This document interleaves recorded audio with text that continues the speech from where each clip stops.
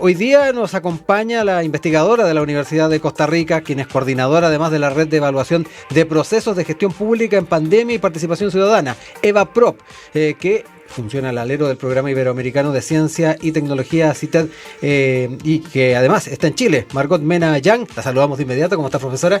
Muy buen día. Muchas gracias por darme el espacio, la bienvenida y esa calidez que caracteriza a la Universidad de Santiago de Chile. De todas maneras, es denominador común de lo que es nuestra recepción también a quienes nos vienen a acompañar, y más aún cuando se trata de analizar los alcances que tiene este trabajo que han realizado como red.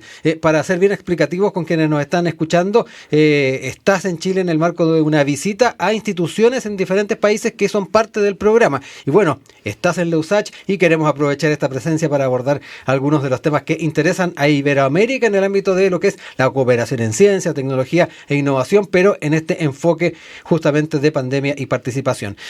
Para comenzar, y en el afán de evaluar las acciones que se han ido implementando por parte de los sistemas nacionales de ciencia, tecnología e innovación en el campo de la salud pública, bajo ese alero y esa importancia surge esta red de evaluación de procesos. ¿Qué balance se ha realizado respecto a este esfuerzo? Es importante ver cómo se estaba analizando en distintos lugares de Iberoamérica esto. Sí, uno de los mandatos en la convocatoria que se hizo del programa CITED fue tratar de ver los datos, la gestión y los datos que se han obtenido de forma regional. Uh-huh. La red trabaja con 8 países: Argentina, Brasil, Chile, Colombia, Panamá, México, Costa Rica y España.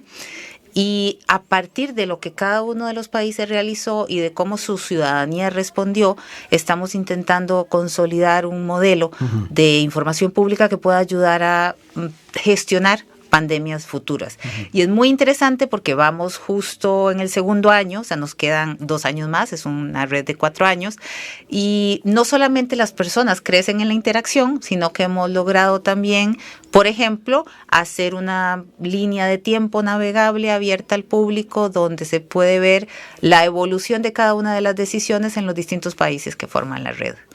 Es importante tener esa posibilidad de acercar además a las ciudadanías, acercar también a los investigadores respecto a cuáles son esos balances. Es siempre necesario poder tener esa posibilidad de llegar a ese tipo de información. Exactamente. Hay una cuestión que siempre debemos tener claro, y es que la sistematización ante eventos desconocidos nos prepara para el futuro. Y en este caso no solamente teníamos la parte de gobernanza, política pública, cuándo llegó, cuándo se tomó, no sé, la declaratoria de emergencia, etcétera, que eso está en la línea de tiempo disponible en www.cited.org, ahí buscando la red, sino que además, después de tomar esa decisión, hay que saber cómo se comunicó a la ciudadanía y cómo esta ciudadanía tuvo posibilidades de participar y posibilidades de implementarlo. Una de las cosas que vimos durante la pandemia es que pérdida de confianza, de credibilidad en las autoridades, el crecimiento de grupos antisistema provocó también un caos desinformativo, ¿no? Al punto que la Organización Mundial de la Salud acuñó el término desinfodemia con esta, no solamente el exceso de información verdadera, sino también la combinación con el exceso de información falsa, que impide que tengamos la información más sólida, veraz, en el menor tiempo posible para tomar decisiones. Pensando un poco en escenarios futuros, como lo decía, lo que es la pandemia de COVID-19 de una u otra forma nos tomó un poco inadvertidos y tuvimos que hacer camino al andar de una u otra forma. Frente a ello es importante también cuán fundamental va a ser el tener una buena coordinación con no solamente los distintos gobiernos, los distintos estados, sino que además con los distintos referentes de nivel continental. Tenemos la OEA, tenemos algunas organizaciones a nivel continental que eventualmente podrían generar un ámbito para poder reaccionar de mejor forma en este tipo de situaciones. ¿Cuán preparados estamos para enfrentar una nueva emergencia de estas características? Esto es muy interesante porque sí estamos claros que la humanidad no había pasado, la humanidad actual, quienes estamos viviendo, no habíamos pasado por algo similar anteriormente. Y ciertamente hay una cuestión que tiene que ver con el cambio de gobierno, el cambio de las personas asesoras en cada uno de los entes rectores, que impiden en ocasiones capitalizar el conocimiento anterior. Sí. Entonces, por ejemplo, después de la pandemia empezamos a tener el monkeypox, que fue otro del... Y yo empecé a ver, en el caso personal, ciertos banners digitales, ciertas informaciones redactadas que no tenían la evidencia de la ciencia, todo lo que es comunicación de la ciencia y la salud, explicitado de forma que la ciudadanía lo entendiera rápidamente. Creo que vamos dejando atrás los aprendizajes que podríamos haber tenido en pandemia y no los estamos capitalizando. Entonces, una de las cosas es sistematizar para que esa información esté disponible lo más rápido posible.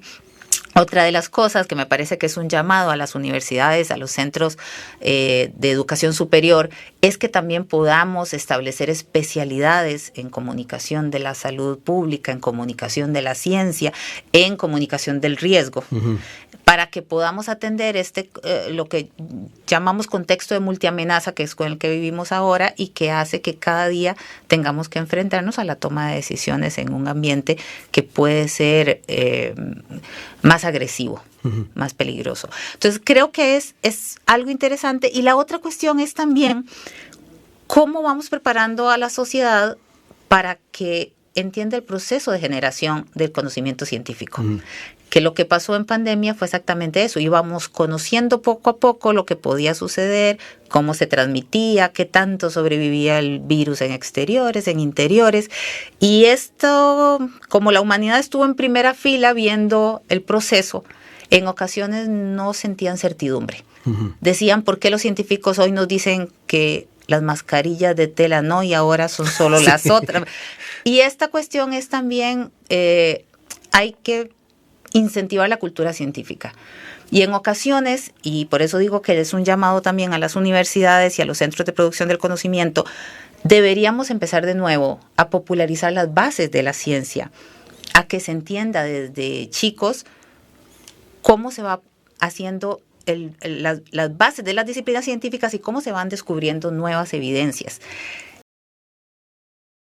En ocasiones le damos un mayor realce a las novedades y menos realce a las bases. Sí. Entonces creo que por ahí vamos, y sé que me entenderán quienes me escuchan cuando decimos, por ejemplo, que en Chile, que es el caso de Costa Rica, si nos hablan de placas tectónicas, ya sabemos. Exactamente. Ya sabemos. Inmediatamente creamos una imagen en el cerebro porque tenemos mucho de estar en contacto con el tema, lo cual no sucede en otros países. A ese estado de cultura científica deberíamos poder llegar en salud. Igual que cuando nos dicen placas tectónicas y casi que preguntamos, ¿es subducción? Y ya entendemos, sí. ¿No? Profesora, quería recordarles que estamos acá en Enlace USACH conversando con Margot Mena Yang, investigadora de la Universidad de Costa Rica y coordinadora de la red EvaProp. Profesora, hablemos también de, ya que hablamos a su vez de los aprendizajes, de lo que hemos sacado en limpio respecto a esta pandemia, ¿qué pasa también con la posibilidad de poder reaccionar rápido con temas tan fundamentales como son vacunas? Estuvimos muy atentos al tema de la manera en que se podían ir distribuyendo las distintas vacunas que venían desde China, que venían desde otros lugares del mundo. Y a más de alguien se le pasó por la mente en qué momento empezamos nosotros a desarrollar nuestra tecnología, desarrollar nuestra generación de vacunas y efectivamente nuestro continente no tenga que depender de otros lugares para poder suministrarse en el caso de otra pandemia que nos tengamos que enfrentar. ¿Hay aprendizaje en esa línea? ¿Por dónde va también las tareas a llevar adelante por la academia, por la ciencia y también, ¿por qué no, por la propia red? Sí, ahí hay varias líneas que podríamos abordar sobre ese tópico en particular. Uno tiene que ver el tema de soberanía científica, ¿verdad? ¿Qué tanto los países de América Latina estamos preparados para llevar a cabo nuestros propios desarrollos? Sí. Y esa es una línea que está en marcha, no la hemos terminado, pero estamos considerando, por ejemplo, en casos como el desarrollo propio de vacunas o incluso el desarrollo de ventiladores, de los proyectos de plasma convaleciente, cómo se dio el surgimiento de la idea, de dónde salió el financiamiento, si hubo alianza público-privada para establecerlo y cuáles fueron los obstáculos que tuvieron los grupos de investigación y si llegaron o no llegaron a buen puerto. O sea, si no hacemos esta que llamaría como disección de todo el proceso para saber dónde estuvieron los nudos y cómo podríamos provocar mejores procesos en el futuro, pues nos va a costar mucho. Vamos a empezar a replicar de nuevo el mismo proceso. Entonces hay una parte que tiene que ver con cómo establecer este financiamiento, estos grupos, esta co-creación de capacidades para que podamos hacerlo de forma independiente. Recuerdo que en algún caso en Costa Rica también dijimos como es que la compra o importación está complicada para procesos que eran básicos, como el de los apoyos en unidades de cuidados intensivos, por ejemplo. La otra cuestión que también nos parece interesante y la estamos trabajando es la diplomacia científica. Uh-huh. Y la diplomacia científica empezó desde negociaciones sobre cómo en China estaban abordando el cuidado en los hospitales. Recuerdo que en el caso de Costa Rica se dio estas videoconferencias para entender mejor qué síntomas tenía, cómo reaccionaba, qué medicamentos estaban utilizando. Y después, por supuesto, empezaron con la Organización Mundial de la Salud, las negociaciones con las vacunas, y se dio también el espacio COVAX y el espacio CETAP de intercambio para transferencia de know-how. Uh-huh. Todos esos espacios fueron valiosos, pero no llegaron exactamente a cumplir las expectativas de lo que queríamos. Y creo que es el momento también de pensar cómo lo hacemos mejor en el futuro. Y es muy extraño porque la gente está olvidando la pandemia. Y conforme vayamos rotando, cambiando de gobiernos, podrían seguir olvidando más detalles. Es por eso que es tan importante tener memorias muy claras de cuáles fueron los procesos y dónde está la mejora. Y ahí es donde no solamente estamos trabajando los nodos, que estamos trabajando en esta red, o sea, al final somos 8 países, 17 instituciones, 40 personas investigadoras de diferente tipo de disciplina. Sí. Sino que estamos mediante estas líneas de estudio tratando de hacer entrevistas para entender cómo desde la ciencia, desde la política y desde el sistema, o sea, universidades incluidas del Sistema Nacional de Ciencia y Tecnología, cómo ven el problema y cuáles son los pilares altos y los pilares más bajos en la cadena para poder dejarlo plasmado. En el balance nos encontramos además con cierta debilidad en nuestros sistemas políticos a la hora de efectivamente hablar de la falta de políticas de permanencia, a la hora de pensar, en este caso hablamos de salud, hablamos de pandemia, pero de repente cuando uno se pone a analizar distintas ideas de plantear objetivos comunes, siempre nos encontramos con lo que recién nos mencionaba, cambios de gobierno que implican a su vez que ciertas líneas no se mantengan. Echamos de menos, hay una política de permanencia dentro de lo que son nuestras formas de gobierno. Sí, increíblemente ahí un poco más a título de opinión personal, sí tenemos que buscar cómo operativizar ciertas políticas y discursos públicos que una y otra vez se repiten, pero que no vemos que lleguen a la base de la sociedad ni que causen un cambio para la calidad de vida de las personas. Y es lo mismo si lo vemos a escala más pequeña que las políticas institucionales, cuando siempre dicen, por ejemplo, la internacionalización. Prioricemos la internacionalización y ves la política escrita, pero cuando ves dónde está el contenido presupuestario, no existe. Y ahí es donde, desde la más pequeña escala, incluso una empresa, hay que empezar a ver cómo le damos con lo que a veces decimos que el significado está vaciado. O sea, la palabra se queda en el discurso y que pasa con muchos gobiernos populistas también, y no vemos que se transfiera a algo adicional. En este caso, me parece que salud es una prioridad. Lo vimos que por más que es el caso, o sea, Chile tiene un muy buen sistema de salud, Costa Rica tiene muy buen sistema de salud, y aún así detectamos dónde estaban las brechas. Y creo que sí es parte de la justicia social atenderlas. Para ir cerrando, en el marco de lo que es esta visita, sabemos que tuvo la oportunidad de reunirse con autoridades universitarias, con académicos. Importante saber cómo se proyecta el trabajo con la red de aquí en adelante, porque me imagino que los objetivos muchos los compartirán, habrán inquietudes que también surgieron de la conversación con académicas y académicos. Exactamente, con entre la Universidad de Costa Rica y la Universidad de Santiago de Chile ya tenemos larga data de colaboración y trataremos incluso de buscar más espacios de colaboración. Creo que es muy bonito ver la sinergia que existe dentro de personas con diferente formación, diferente experiencia de vida. En el primer año incluso, más a nivel personal, nos empezamos a contar, ¿verdad? ¿Quiénes somos? Sí. ¿Cómo viviste la pandemia? ¿Dónde estabas en el momento de la pandemia? Ese tipo de sinergia va fluyendo en esto que yo le llamo el intercambio para la co-creación de capacidades. Al muy corto plazo, nosotros el primer año trabajamos un poquito más todo lo de política pública. El segundo año, que es estamos más enfocados en entender la comunicación y cómo fluyó la información pública, y ya empezamos con escucha social. El tercer año tiene que ver mucho con la participación ciudadana y cuáles fueron los espacios, cuáles movimientos sociales pudieron integrarse, ya sea para colaborar o para hacer control público de los gobiernos, y el último año va más enfocado a un modelo de información pública que pueda atender este tipo de crisis sanitaria. De forma muy cercana estamos trabajando el análisis de líderes emergentes en redes sociales, aquella persona científica o científico que dijo necesito activarme, necesito ir a Facebook o a Twitter a escribir sobre esto. Y queremos ver con qué recursos contaron y cómo respondieron las personas usuarias.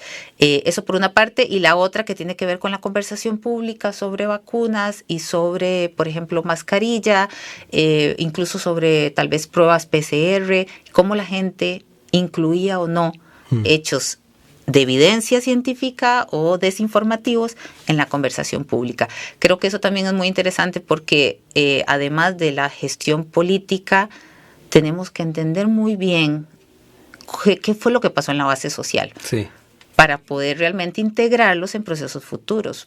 Ya sabemos, porque hay estudios al respecto, que la participación ciudadana bajó enormemente durante el 2020 y empezó a repuntar de forma muy consultiva en el segundo año, en 2021. Entonces, pues, por ahí es lo que va. Para también cerrar, importante saber con quiénes se está trabajando acá en la Universidad de Santiago. Sí, con la Universidad de Santiago de Chile tenemos el nodo que representa todo el país, el vínculo es con el Instituto de Estudios Avanzados de la Universidad de Santiago de Chile, la persona coordinadora es el doctor Cristian Parker, y está formado también por la doctora Daisy Margaret y el doctor Raúl Elgueta, junto a 4 personas más que forman el nodo. Académicos del Instituto IDEA de nuestra universidad, además. Bueno, no me queda más que agradecer que haya estado con nosotros, haber podido darnos el tiempo de reflexionar en torno a todo esto que nos trajo la pandemia, que como nos decía, de una u otra forma hemos ido dejando atrás las mascarillas, hemos estado dejando atrás muchos de los hábitos que habíamos asumido el año 2020 y en ese sentido es muy importante no dejarlo atrás y más aún, poder fortalecer las capacidades de reaccionar, no solamente de nuestros estados, nuestras instituciones, sino que nosotros mismos, como familias, como personas, como grupos de trabajo, porque sabemos, esto no nos puede nuevamente encontrar completamente desprevenidos. Así que no me queda más que agradecerle. Agradecer mucho este espacio y repito, la interacción, calidez y espacio que la Universidad de Santiago de Chile siempre tiene para este tipo de investigación, que además es un paso para seguir fortaleciendo la investigación regional y comparada. Entonces, agradezco mucho el liderazgo que la USACH ha tenido para el caso chileno en esta red. Y siempre abiertas las puertas para volver a conversar acá. Nosotros hemos conversado ahí con Margot Menayán, investigadora de la Universidad de Costa Rica y coordinadora de la Red de Evaluación de Procesos de Gestión Pública en Pandemia y Participación Ciudadana, EVAPROP.